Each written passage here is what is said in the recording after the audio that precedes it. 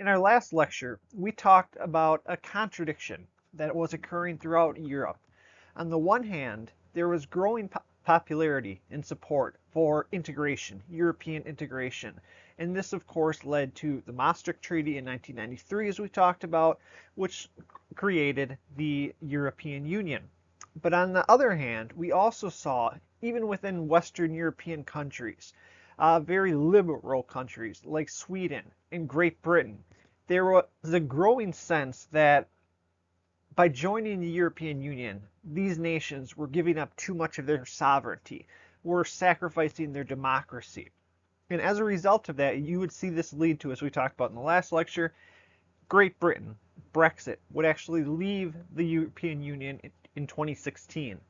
So what we are going to talk about with this lecture is a continuation of that growing sense of nationalism, but taken to a far more extreme level here. In this case, what we are talking about is the rise of the nationalism in Hungary. So before we get to that, I want to refer to the title of this lecture, and that is the fact that this is known as Hitler's Ghost, the far right in 21st century Europe.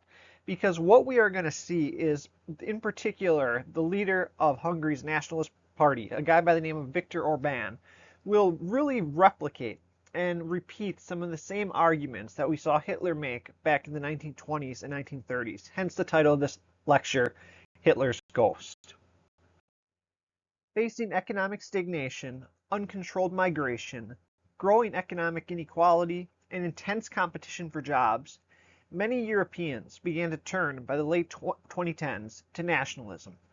As a result, opposition to the European Union has grown as so-called populists defend the interests of, quote, the people and rail against the faceless bureaucrats of the European Union based in the capital, Brussels. One of these figures who really put forth this notion that the people need to stand up against the European Union was a politician from Italy. And this politician that I'm referring to is an individual that we see in the center of the picture on the left, a guy by the name of Matteo Salvini. Matteo Salvini became Deputy Prime Minister of Italy, and in this position, he told a reporter in 2018 that he wanted to, quote, reestablish the European spirit that has been betrayed by those who govern this union, focusing particular attention on the EU's immigration policies and the need to return Europe to its, quote, Christian Judeo roots, which is to say that he was highly critical of the growing numbers of Muslims in Europe who had fled from places like Syria, Afghanistan, and parts of Africa. Yet, here's the important thing. What distinguishes these far-right nationalists that we're talking about in this class versus critics like in Great Britain. So the point I'm making here is that whereas Great Britain left the European Union in 2016 with Brexit, we would see these critics, like Matteo Salvini, basically aim to take control of the EU by electing members to its parliament in the hopes of weakening the EU. Now, to a certain extent, we saw this happen in Great Britain as well, as we talked about the UK Parliamentary Party. But nonetheless, this becomes far more common by the late 2010s. In fact, by 2017, far-right parties across Europe were prospering. Yet, at the end of the day, nationalist populists did not see their fortunes increase dramatically in the 2019 European parliamentary elections for the EU's parliament. So we're seeing sort of a wavering here in the late 2010s for the most part in places like Italy and elsewhere. So for instance, Salvini's party, his political party, known as the League, won just 33% of the vote in Italy.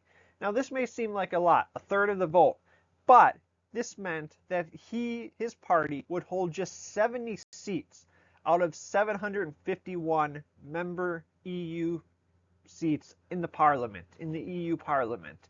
So therefore, what we are seeing here is, yes, they are starting to gain some influence within the European Union Parliament, but at the same time, these so-called Eurosceptics, like Matteo Salvini, really are not gaining a foothold. They're trying to burrow from within, but at this pace, it is not going to happen relatively quickly.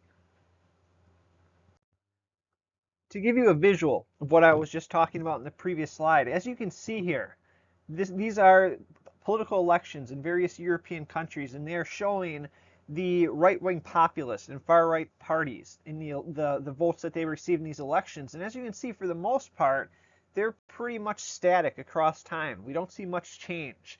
You see kind of ups and downs in a lot of places. Look at Austria, the first example in the top left-hand corner.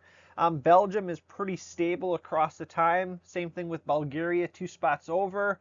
We see a rise interestingly enough, in Germany in 2013, 2017. Poland, we see a major rise from 2001 to 2005, but after that, it generally stays pretty much the same during this time. And Italy, I mean, we just talked about Matteo Salvini. We can see Italy's popular support for the far-right party in that country is going down from 1996 to 2013. But one example where we do see a relatively large increase, and this is what we're going to spend the rest of this lecture talking about, is of course Hungary. As you can see, from 2006 to 2010 election, there is a quite sizable jump, and that is what we're going to actually turn to now. The individual who is leading the far-right party in Hungary is the individual that we see on the right, at least in his younger years. The guy that we're looking at is Viktor Orban. One of the most vocal critics, in fact, of the European Union is Hungary. Hungary joined the European Union in 2004. In 2010, Viktor Orban became prime minister, running on a platform best described as populist Christian nationalist. So this really ties together these 3 areas that we've been talking about. Viktor Orban really personifies these ideas. Populist, what I mean by that is the people. Again, the idea that the European Union is denying the people the right to control their own destiny. And then, of course, Christian is the opposite of Muslim, who are, in the eyes of a lot of these far-right nationalists, are taking over their countries. And then nationalist, of course, is support for your country rather than the internationalism of the European Union. Now, what I want to do here is I want to talk a little bit about his past, this younger Viktor Orban that we see on the right. And we're going to go back to 1988. In 1988, Orban and his fellow classmates at Bajbo College near Budapest had formed the Alliance of Young Democrats, or Fidesz, which was a centrist liberal movement aimed at throwing out the communists. And in fact, we see this reference to his anti-communism in the document that we read for this class, where Viktor Orban talks about his anti-communist past and how it still is relevant in the 21st century. Well, in Hungary's first free election, after it gained its independence from the Soviet Union, in its first free election here in April 1990, Fidesz won 22 out of 386 seats in parliament. Not a huge win, but they're getting their foot in the door. Well, their campaign slogan was the following, quote, "Listen to your heart." However, already by 1993, so within 3 years, Orban moved the party to the right. And eventually, 5 years later, in May 1998, Fidesz would actually win the most seats in parliament, allowing Orban to become prime minister. Orban would hold this position until 2002. This is significant here, because after his party's defeat in the 2002 elections in Hungary, Orban, no longer restricted by having to work in a coalition with more centrist and liberal parties in the parliament, claimed that the election had been rigged. He is now raising doubts about the integrity of this election in which he was defeated in 2002. Additionally, we would see both Orban and his party become far more nationalistic during this time. Well, as his transformation was more complete and he became more and more extreme in his far-right views, we would see in 2010 Fidesz win more than 53% of the popular vote, giving the party control of over 2/3 of the parliamentary seats in Hungary's unicameral parliament. And once again, we would see in 2010, with the Fidesz party now controlling parliament, that means that they would get to choose the prime minister, and once again, Viktor Orban would become Hungary's prime minister after an 8-year absence at that position. So I want to talk here briefly, and I'll refer to it later on in the slide here, but this idea of a liberal democracy. Democracy is, of course, the right of people to have a say in their politics. Illiberal is sort of the opposite of liberal. Illiberal meaning a restriction on particular views. And so in order to understand what illiberal is, I guess the best place to start here is talk about what liberal democracy is. And then illiberal, obviously, will be the opposite of that.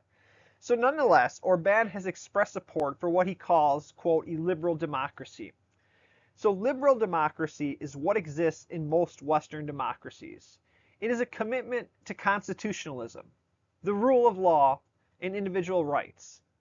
Well, in July 2018, we would see Orban declare, quote, that there is an alternative to liberal democracy. It is called Christian democracy. So here we see that word again pop up, Christianity and Christian, again as an opposite encounter to Muslim. So what we are going to see is, in talking about a Christian democracy though, rather than, quote, defending religious articles of faith, Orban claimed that Christian democracy sought to protect, quote, the ways of life springing from Christian culture and defending, quote, human dignity, the family, and the nation. Now, Orban, for his part, disagreed with liberal democracy on several grounds. First, he was very critical of the multiculturalism that was a prominent aspect of liberal democracy. And what we're talking about with multiculturalism is, again, migrants and immigration. Whereas liberal Democrats supported multicultural society made up of many different people, of many different cultures from many different places who held many different religious and other philosophical beliefs. For him, for Orban, he believed that this went against Europe's Christian heritage. He believed that these liberal Democrats did not care about Europe's Christian heritage, and this was terrible in the eyes of Viktor Orban. Second, he was very critical of liberal democracy because of its pro-immigration views. He believed that the liberal Democrats, again, were destroying Europe, particularly its Christian identity and its Christian past, and therefore that's what made liberal Democrats the enemy. Finally, in the words of Viktor Orban, liberal democracy, quote, sides with adaptable family models. Now, this was a reference to same-sex marriages. And in fact, what we're going to see in the next slide is Orban will enact several policies that ensure that his country of Hungary does not stray from Europe's Christian heritage, that it is more monocultural, one cultural identity, that does not allow immigrants in and promotes heterosexual marriages that give birth to children and help rise a particular Hungarian child and future for this nation. So 1 year after Viktor Orban became prime minister again in 2010, he would push through adoption of a new constitution known as the Fundamental Law. In a 262 to 44 vote, only Orban's center-right party, Fidesz, supported the new constitution in Hungary's parliament. So what is the problem with this? Well, we're going to talk about some of the specifics of this new constitution, fundamental law. But before we get to that, I want to talk about some European reactions to this. So first of all, we're going to look at constitutional law experts that were associated with the Venice Commission of the Council of Europe. The Council of Europe was essentially an international organization with representatives from 46 European countries. So this Venice Commission of the Council of Europe claimed that the new constitution in Hungary put, quote, the principle of democracy itself at risk. So that's the first evidence that perhaps what is going on in Hungary is in fact not the most democratic. Well, we'd also see the European Union. In 2018, the European Union Parliament voted to approve an investigation into what it called, quote, a clear risk of a serious breach of the EU's democratic principles, which placed a hold on EU funds for Hungary. If you remember when we were talking about the European Union, in order to become a member of the European Union, you have to have two characteristics. One, you had to be democratic, and two, you had to have free market economics. So essentially what the EU is arguing here and voting in favor of in 2018, they're voting in favor of sort of pushing Hungary outside of the European Union because it was not upholding the EU's democratic principles. So, how is this so? How is this so? Well, basically, what happened here is it limited the authority of the Constitutional Court by denying the court the ability to rule against any of the laws enshrined in the Constitution. So we can see this one feature of the fundamental law, basically a death of Hungary's checks and balances, which are a major component of democracies. By limiting the authority of the Constitutional Court, by denying the court the ability to rule against any of the laws enshrined in the Constitution, it was basically enfeebling and disarming this Constitutional Court.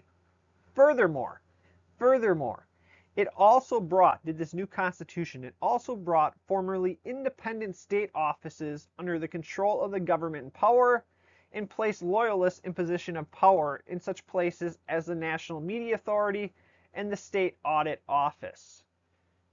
In short, the system of checks and balances, just to reiterate, in Hungary had disappeared under Orbán's regime.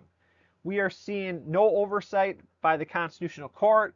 The National Media Authority is now under the control of Orbán's lackeys, which means that the media will now speak only fondly of this man and sort of turn their eyes when he is doing dictatorial type things, totalitarian type things. And the State Audit Office, which oversees the economy, is now basically derailed. So we are seeing here, again, with the fundamental law, a growing totalitarian state in Hungary. So now what I want to do is I want to turn to some of the issues that Orbán really puts front and center in his prime ministership. Now, not surprisingly, based on what we've talked about already, Orbán had used the migrant crisis to strengthen his nationalist base and critique the European Union. So why is this the case? Well, again, it has to do with the massive influx in the mid-2010s that takes place when more and more migrants are moving further and further west. In fact, during its peak in 2015, more than 400,000 people, mostly from Africa and the Middle East, crossed the Hungarian border en route to Western Europe. So here we see migrants not even staying in Hungary, but just using it as a way station, moving into more western parts of Europe. But this was too much for Orbán. In fact, in response, Orbán would build a barbed wired fencing around Hungary's border and also pass a law allowing the detention of migrants as they waited for asylum hearings. So we hear even up to the present day certain far-right nationalists in various countries across this world talking about the need to build walls to keep out immigrants and keep out migrants. We hear a lot of talk about jailing and putting migrants in prisons, in these detention centers. This is all happening in Orbán's Hungary in the mid-2010s already. We see this clear as can be. So nonetheless, what is going to happen is this will sort of continue. This idea that all these influx of immigrants and migrants through Hungary must stop. In fact, Hungary's Minister of Foreign Affairs, a guy by the name of Péter Szijjártó, said in 2019 that Hungary and its Central European allies would block any moves by the EU to make Europe more ethnically diverse. He said the following: "We would never accept any methods or procedures that would change the composition of the population of the European continent. Europe is a Christian continent." During celebrations in March 2019, marking Hungary's 1848 revolution against the Habsburg Empire, Orbán declared the following: "Without Christian culture, there will be no freedom in Europe, and Europe will no longer belong to Europeans." So again, this idea of the scourge of the Muslims coming into these traditionally Christian lands, taking over these countries. Orbán and other far-right leaders across Europe are using this to build these totalitarian governments, these reactionary governments that are against the European Union and want a return of sovereignty to the states. And in essence, by using this boogeyman, the Muslims as a boogeyman, we see reverberations back from Hitler's time. That time, of course, it was the Jews. Now here in the 21st century, it is the Muslims. But the same principle that, again, they have to be stopped.